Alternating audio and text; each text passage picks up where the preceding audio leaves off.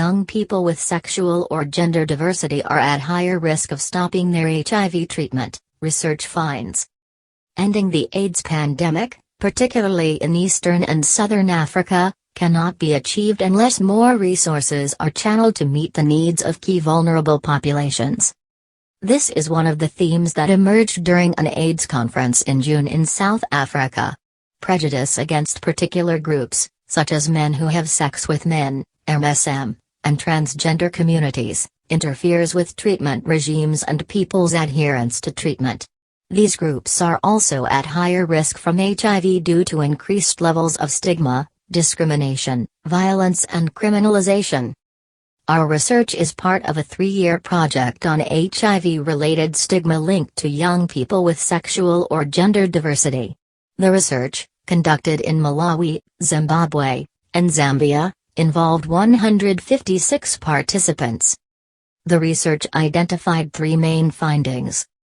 Criminal laws and strongly negative socio-cultural and religious beliefs produced deeply rooted intolerance around sexual or gender diversity. Participants spoke about repeated experiences of verbal harassment, being gossiped about and physical violence. Other population groups with HIV said their lives had become more tolerable as social awareness and acceptance of HIV had increased over time. However, HIV-related stigma regained its potency when linked to sexual or gender diversity, with adverse effects for adherence to antiretroviral treatment.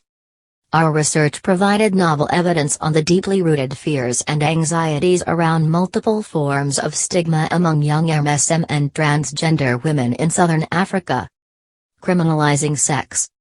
Across 13 countries in East and Southern Africa, laws and policies criminalize same-sex sexual relations and facilitate the process of stigmatizing gay and transgender individuals. Recently, Uganda passed the Anti-Homosexuality Act of 2023, which punishes same-sex conduct with life imprisonment. Several acts considered as aggravated homosexuality are liable to the death penalty. Our study also noted that young people had developed various strategies to manage their lives. For example, choosing when to disclose or identify as a person living with HIV or as a member of the sexual minority community in others, but rarely being both at once. The constant worry and stress of living with HIV, and the fear of being stigmatized, could have a significant impact on health and well-being. The burden of concealing their identities resulted in a range of mental, emotional and physical vulnerabilities. Signs of depression as well as frequent alcohol use were evident. Overall, 42% of participants had contemplated suicide at least once. According to one participant, an 18-year-old. I feel like I am nothing, I am useless. In the community, looking at HIV, I am a gay, people they isolate me. So, I don't feel comfortable, even failing to go to work and finding some money, whatever. And, sometimes, I decide if I can die today, I can rest. So, a lot of things come into my mind when I am disturbed. Sometimes my parents try to comfort me, but, internally, I am really disturbed. As well as signs of depression, frequent alcohol use was evident.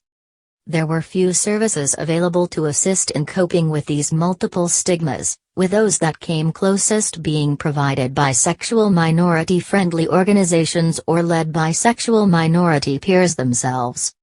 Fear of being found out. Being seen taking antiretroviral therapy or having it found in one's possession signaled that one was living with HIV. Some individuals preferred to miss doses, occasionally or over more prolonged periods, rather than endure actual or feared stigma linked to being found out as someone living with HIV. A 24-year-old told us, "What made me to delay taking medication is when my partner wants me to visit his home because he stays in Zambia, and I haven't disclosed my HIV status to my partner yet, and I can't take the ARVs with me there. As a result, I go there without the ARVs." A 19-year-old said, "It affects me sometimes because, if people reject you, you feel like stopping to take the medication. Maybe I'm just wasting my time, let me just die. It affects me a lot." Other findings we made were that many participants had had their status disclosed by LGBTQ+ peers without their consent. HIV-related stigma is still highly prevalent within the LGBTQ+ community and has many negative impacts. Participants continued to experience or fear stigma related to their sexual orientation at health facilities, which also affected their access to health care and retention in care. Tailored HIV services for key populations, including young MSM and transgender women, were not reaching everyone. Rural areas were the least included. Through their experiences, gay young men and transgender women were familiar with the harmful consequences of stigma, and yet they were often ostracized from planning and decision-making roles. The way forward. Key populations in our study faced inequalities in three main areas: access to HIV services, justice and human rights, and investments in programs geared towards them. There were few services available to assist in coping with these multiple stigmas. Those that came closest were provided by sexual minority-friendly organizations or led by sexual minority peers themselves. There need to be more community-based organizations that are run by members of these key populations.